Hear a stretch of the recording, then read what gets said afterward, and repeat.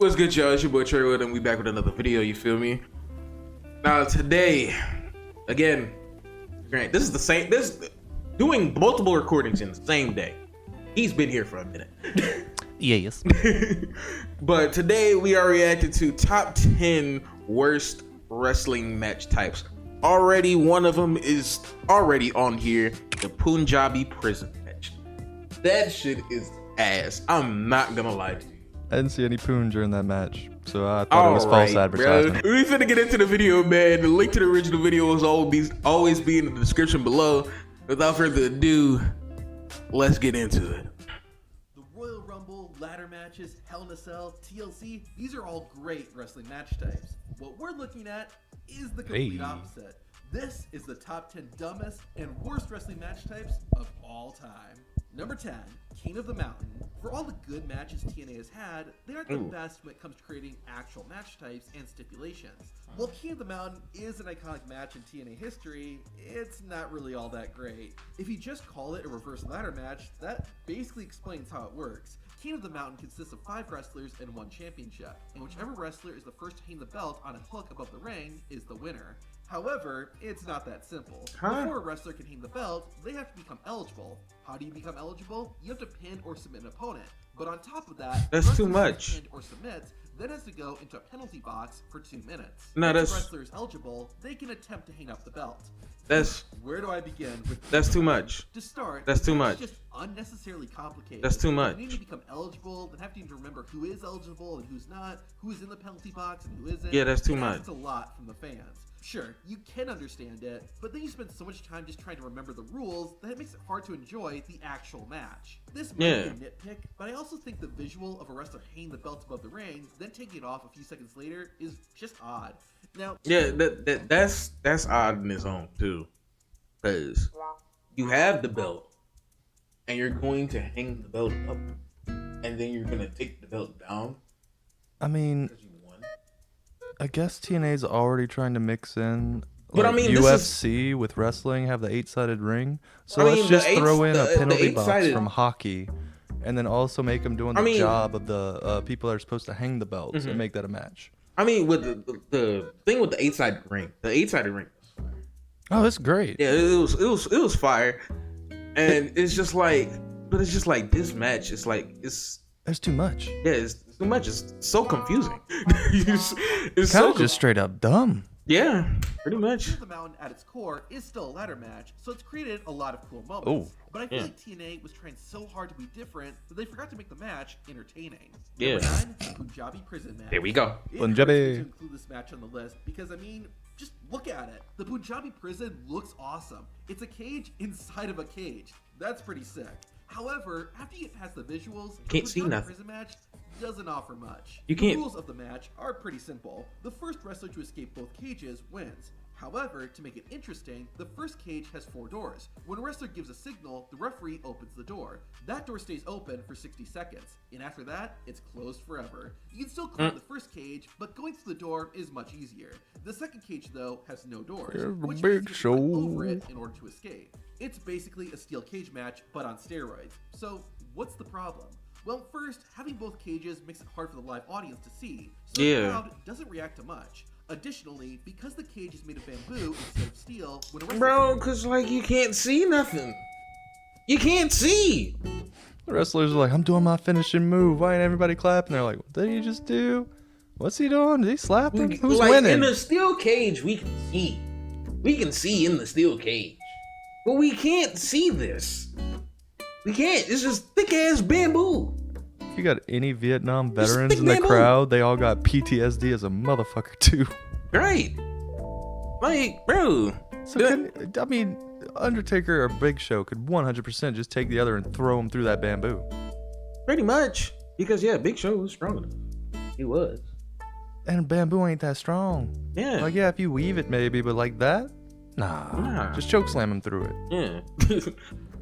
hits it, it doesn't make much noise. On that topic, what are the best moments in a steel cage match or a Hell in a Cell? When wrestlers use the cage to create crazy, high-risk spots. Yeah. None of that has ever happened in a Punjabi prison match. The only crazy bump I can think of is when Samir Singh went through the announcer's table, and he wasn't even in the dang match. Now, granted, this lack of OMG moments may have more to do with the wrestlers that participate in the match than the match itself, but therein lies another problem. Because it's the Punjabi prison match, someone from India or with Indian heritage has to compete in it, limiting the talent pool. But the biggest problem I have with the Punjabi prison match is that you really have to... Is the Big Show Indian or the Undertaker Indian? No, they just had this match. Wait, what? They just had this match. But I thought they had to have somebody that's Indian heritage to have the match. Well, this man just contradicted himself. Well, I mean, I don't know. Because when you put this match up here, it is kind of confusing. Because why the fuck did they even have this match? This type of match? Diversity? I don't know. I don't. That doesn't make any sense because the steel cage is so much better. Just put a second steel cage. No. Put spikes on top of the first steel cage. No. Put the key hanging up and make a ladder match. You have to get the key to get out of the steel cage. Why are you doing this? I don't know anything better than this. I mean, yeah, this is, yeah, bro. The door thing's kind of hilarious.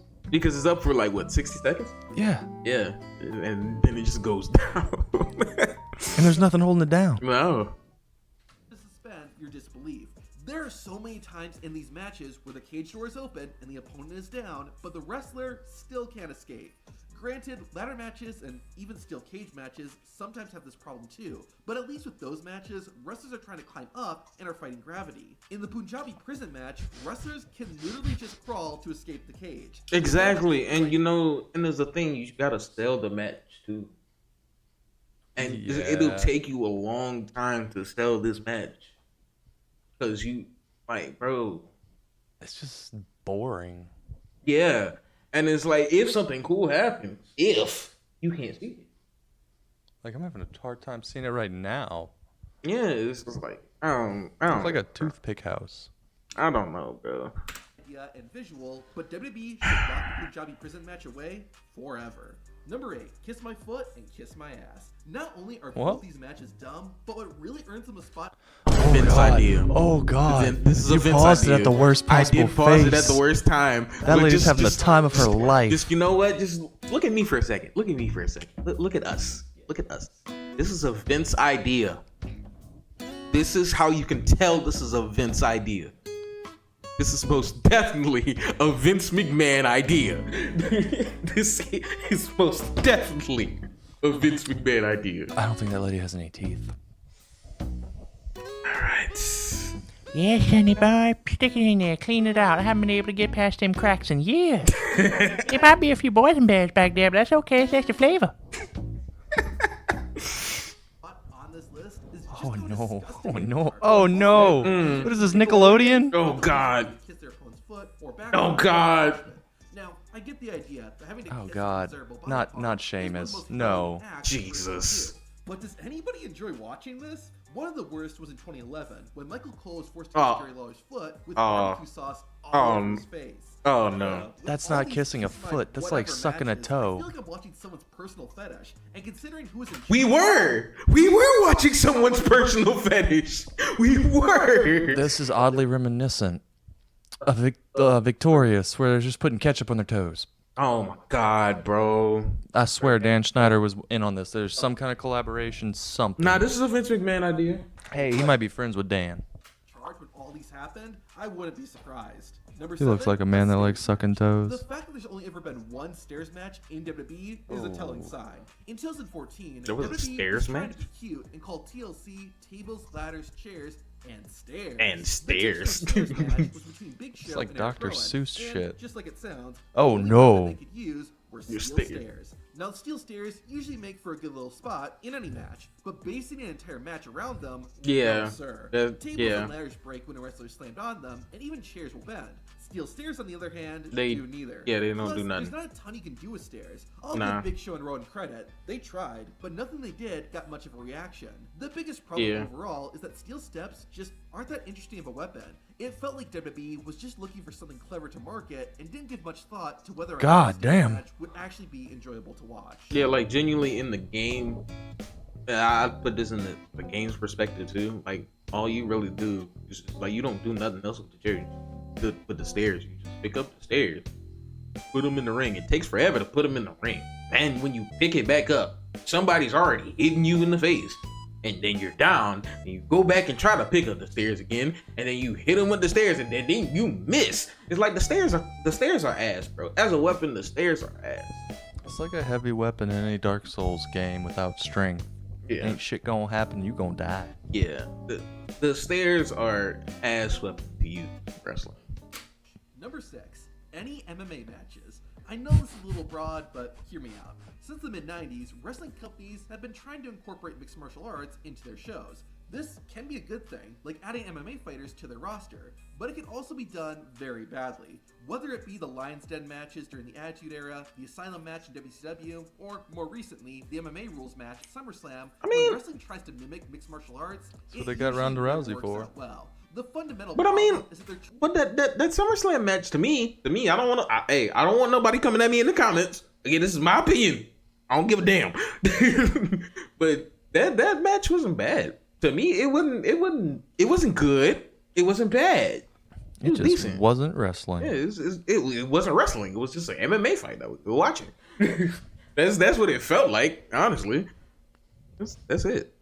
Trying to take real fights and make them scripted wrestling matches. More often than not, these matches look bad and are just not that interesting to watch. Heck, even when wrestlers have real fights, it's bad. Well, and the thing is, because some wrestlers don't know how to fight. I'll just say that right now. Some wrestlers really don't know how to fight. So it's like you have those that are trained like in MMA or that came from UFC, like Ronda Rousey, and again like Shamrock, Ronda Rousey, and what's her name, Shayna Baszler. Because with Shayna, with that match at SummerSlam, it just felt like I was just watching two MMA fighters. Because again, Ronda and Shayna, again, it's kind of hard to script those matches. Very hard to script those matches. But again, Ronda and Shayna were in the UFC. They are trained professionals. They fought each other before. So like, yeah, that's how I feel about it. I mean, jumping on a man off the top rope ain't gonna work in a real street fight. You can't tell a dude, hold on 1 second, let me climb on that car and then do a backflip onto you.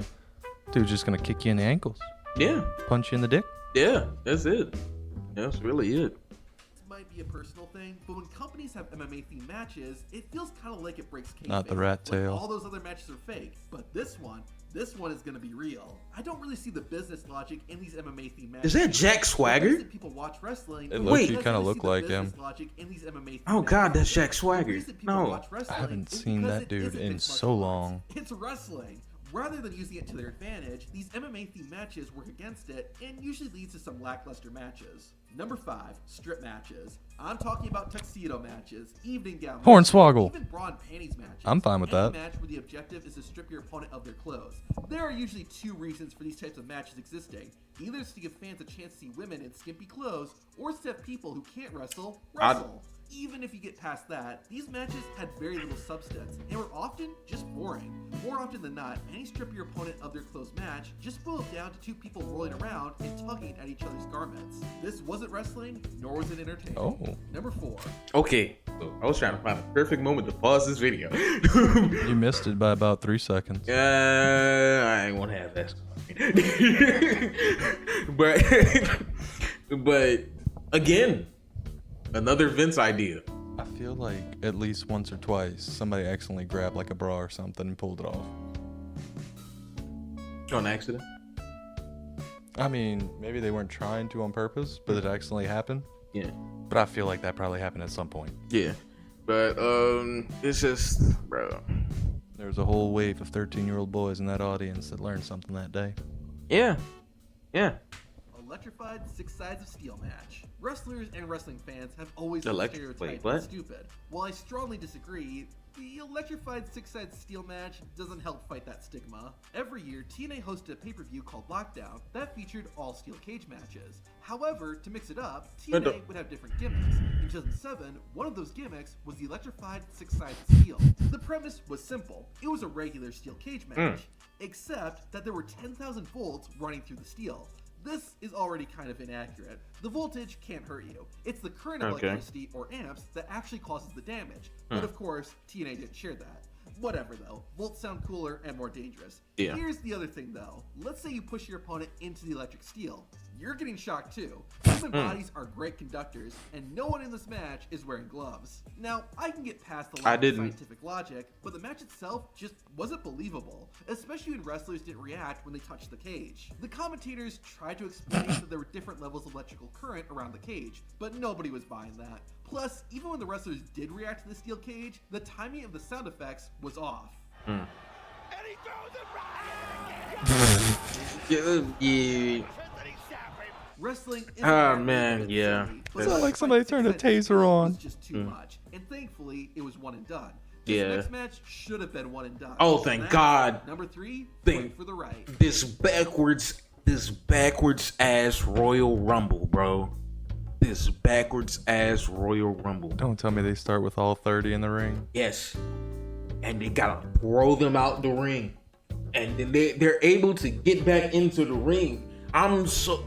Bro, it's so confused. And for those who've been watching TNA for a long time, can you please, like, if you watch this match and you understood it, like, genuinely understood this match, can you please explain it in the comments? Because I know bro's finna explain it, but, like, bro, no. This shit was, I could never understand this. When I first seen this, I'm just like, why are they just throwing each other, and some of them are getting back into the ring, and like, and then I don't get it. I don't get it. It makes my head hurt. It's one of those things where they're just like, let's throw everybody in there, and they can just keep getting back in. See how long they can go. Let's tire them all out. Yeah, it's just like, bro. That's dumb. Also known as the Reverse Battle Royal, this match type just has so many problems. Okay, so 18 to 16 They're outside of it. It's over. Yeah. They have to get inside the ring. Once about half the wrestlers make it inside the ropes, the wrestlers on the outside are eliminated. The wrestlers in the ring then have a regular battle royal. Once it's down to 2 wrestlers, the match then turns into That's too much. Then the winner of that match wins. Part 1. After that, there's a tournament featuring all the wrestlers who competed in the normal battle royal. Then, the winner of that faces the winner of the first part, but also the order of the tournament is determined by when the wrestlers got eliminated during the Battle Royal. Oh, and did I forget that the winner of the final match also gets a title shot? And did you see the problem? It's called... I got a headache. I got a headache. I got a headache, bro. So it's like they fight each other outside to get inside. Are the ones inside fighting while the other ones are outside, or are they just chilling and watching? No, they're fighting. But they can't get eliminated yet. So you can just keep throwing people out until a certain number of people get in the ring. Then that part's... Oh, that's dumb. That's just dumb. Let's keep it going, man. I got a headache from hearing all that, bro. That hurt my head. I'll fight for the right, but I have no idea what the rights are. Okay, let's start with the first part, the Reverse Battle Royal. It suffers from a similar problem as the Punjabi prison match, and that's that it ruins the illusion. There's multiple times where wrestlers could easily just slide in under the rope, but they don't. But the biggest problem is just how dang confusing it all is. You have to be really invested in paying close attention just to understand what's going on. Even if you do that, the fight for the right just isn't entertaining. The King of the Mountain match was complicated, but at least it was self-contained and still created some cool moments. The fight for the Pocket sand over the course of 3 weeks. Like I said, 3 weeks? TNA was so busy trying to be different, they forgot to be entertaining. Number 2, the Monster Truck Sumo match. What? Do you like wrestling matches without any of that annoying wrestling? Then the Monster Truck Sumo match is what you've been looking for. What? The Giant, aka The Big Show, made his wrestling debut in WCW. He was instantly put into a rivalry with Hulk Hogan, and after months of attacks and feuding, the two finally got to face off at Halloween his Havoc. ass cheeks. However, before they locked up in the ring, Hogan and the Giant locked up on the roof. The two wrestlers drove monster trucks that were welded together in what was billed as the Monster Truck Sumo Match. The goal was to push your opponent's truck outside the ring of traffic cones. The trucks were cool, and on paper, maybe it made sense, but in reality, the match was just a lot of pushing and pushing and pushing. Yeah, because also, you're not going anywhere. I don't know how many people caught this, but what does this have to do with wrestling? And if all this wasn't bizarre enough, that's some shit you should do at a Monster Jam, not at a wrestling. Right. Leading to the world's largest athlete falling to his death. Sometimes I feel like WCW spent money just because they had it. Now, what could possibly be worse than this and all the other matches we've looked at? Well, feast your eyes on number 1, a spanking match. No. This match falls into the infamous on a pole. No. The stipulation of having an object on a pole is infamous by itself. With some exceptions, At least it's mistletoe. Can I say it? Vince McMahon. Yep. Fetish content. Yep. When they said that Vince did stuff that only he would basically want to see, they weren't lying, bro. They weren't lying. Oh, my wrestlers have been being bad. I want to see them all get a spanking. Bro. WWE was on Sci-Fi at the time. I want to say it might have been SmackDown that was on Sci-Fi. I agree, because there's been some dumb stuff hung on poles, like Viagra, a turkey, a pinata. Well, okay, that one actually makes sense. Yeah, that makes However, sense. I single out the spanking match for one particular reason. Now, this isn't to be confused with a paddle on a pole match. Even though both are similar, the paddle on a pole match is one just like any other pole match. Grab the paddle and you're good to go. The spanking match, on the other hand, No way. actually requires the participant No to spank their way. opponent in order to win.